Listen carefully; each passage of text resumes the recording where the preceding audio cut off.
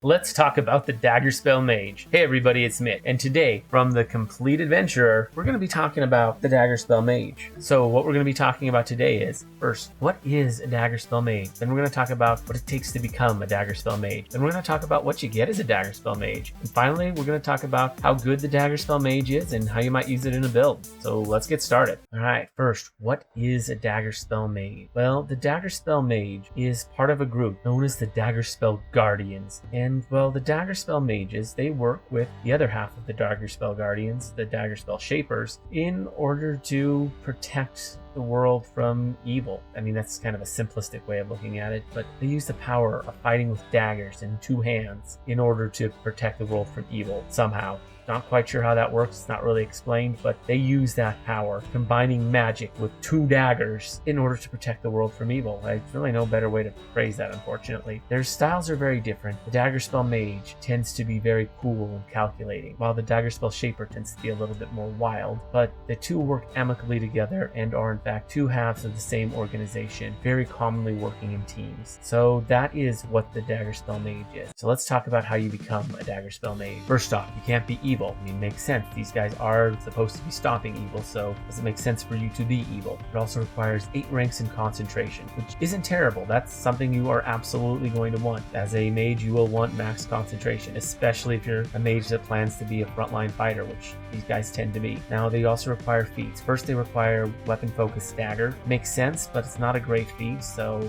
that one's a little bit problematic. And it also requires the 2-weapon fighting feat, which again makes sense, and it does fit with this. You'll probably want to eventually take improved and greater 2-weapon fighting with this as well. Maybe both. Hard to say if you'll ever get high enough base attack bonus to need 2 of them, but still. You also need to have an arcane caster level of 5th, so that's not bad. This also works for Warlock, so you could potentially do this with a Warlock Rogue combination, so that's an option. It also requires you to have 1d6 of sneak attack, so not terrible. A fairly simple way to get in. Most of it makes a lot of sense. The only thing that's really a downside is, well, the sneak attack can be a bit off-putting because it will slow you down your caster progression, but that's not the worst thing. It's just going to delay the entry a little. And the weapon focus stagger, that's a bit heavy on the feats, but otherwise it's not too hard to get in. That's all it takes for them to become a Daggerspell Mage. So now that we've talked about that, let's talk about what you get as a Daggerspell Mage. First off, as a Daggerspell Mage, you are going to get a d6 hit dice, which is okay. It's not great, but it's not terrible. You also get an average base attack bonus, as well as a good reflex and will save, although a bad fortitude save, which is not terrible. A fairly solid chassis overall. In terms of skills, you get a pretty solid skill list. All the skills that you're going to really want, plus a lot of just really good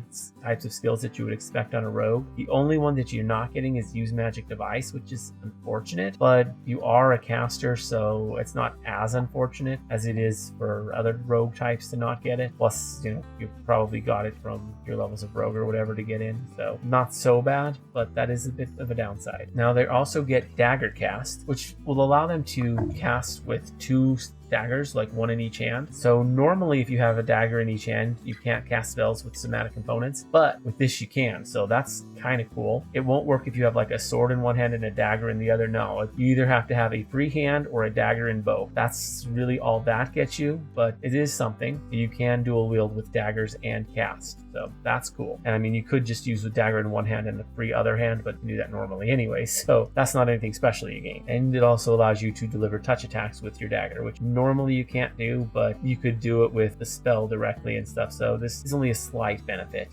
and it's problematic in as many ways as it's beneficial. Now at 2nd level, they get Invocation of the Night, which is situational. Basically what it'll let you do is anytime you cast a spell that does energy damage, you can take half of that energy damage and do it as physical slashing damage, which isn't terrible. It basically, if your opponent has like fire resistance, you can cast Fireball on them, and half that Fireball damage will be slashing damage, which would not get fire resistant, but it would get slashing resistance. So if they happen to have DR slashing or DR that wasn't penetrated by slashing, because DR is weird. DR slashing means it's overcome by slashing, but yeah, if they have DR that isn't overcome by slashing, then you would get that damage there. But DR does apply. It's confusing, but yeah, it's situational. If your opponent happens to have energy resistance, the energy that you're planning on use, but they don't have DR protects them from slashing, then you get free damage. Or if that DR is less, then maybe it's a good call. That can really depend in that case. Even in other cases, it still depends because you're still only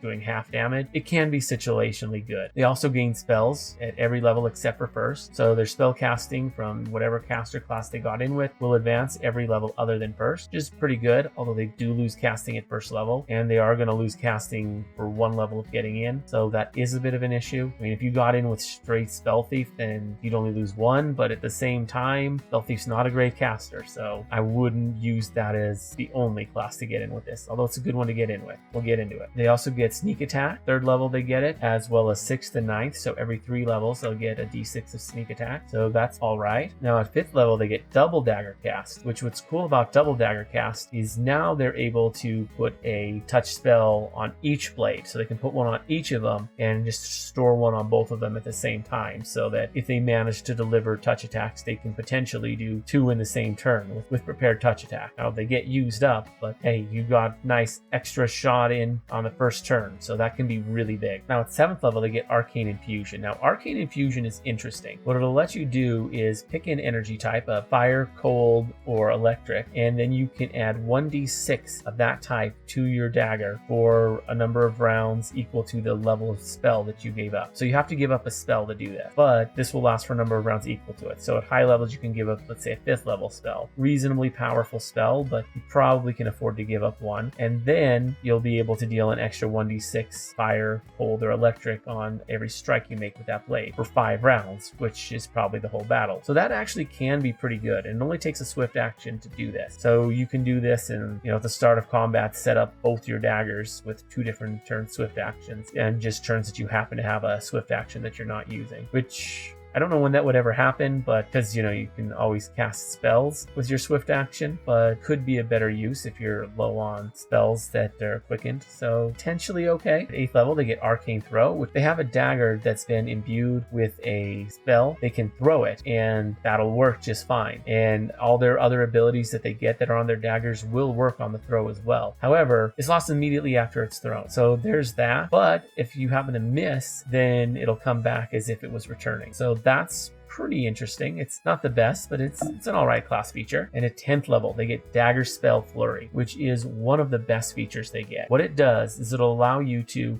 dex times per day, which your dex is going to be either your primary or secondary stat, most likely. If it's not, I don't know what you're doing with your build. You can do a dex times per day, which will likely be a decent amount of times per day. Whenever you make a full attack, you can also quicken a spell as part of that full attack at no cost. So you can cast, a fireball as a 3rd level spell quickened, which is pretty big, and that's as part of a full attack. So you do that on top of your full attack action, which is really nice. So yeah, that's really solid. But yeah, that is what you get as a Daggerspell Mage. So let's talk about how good they are. All right. So in terms of Rogue Arcane Gishes, it's pretty solid. It's one of the best in the game. It's right there with Unseen Seer and Arcane Trickster. Now, what does it have going over them?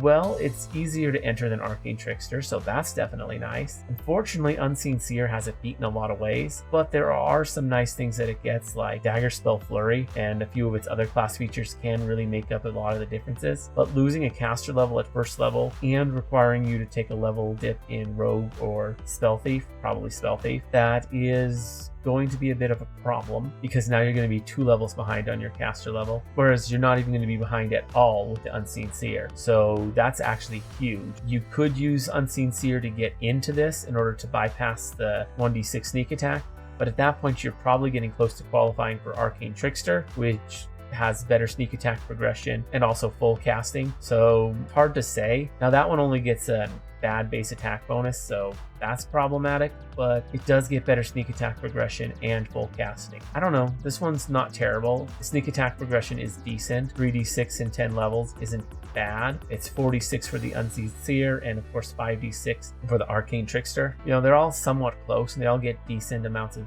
sneak attack. It's hard to say. This one could definitely be used on a higher level build, because I mean, you only get so many levels of Unseen Seer and Arcane Trickster, so this could absolutely be thrown on those, especially if you want to focus more heavily on the melee side, you know, being able to really focus on doing damage with daggers. And that's really how good they are. If you're going to use them to build, I definitely recommend Spell Thief. Wizard's probably your better bet, although I guess if you're going Spell Thief, you could go Sorcerer. It's kind of hard to say. So you could do Bard with Sublime Chord in order to get the advanced progression with that. Could potentially work on that because it's a charisma based caster, and then you get some Bard stuff on top of that, which I guess is kind of cool. That's an option. So, you know, like Spell Thief, Bard, Sublime Chord, Daggerspell Mage could potentially work. So yeah, there's some options with this for build. Is it the best? No, but it's like second, third best. Like it's the second best for early entry for Rogue-ish, and it's again second best for once you've got established for Rogue-ish. So I don't know, it's okay.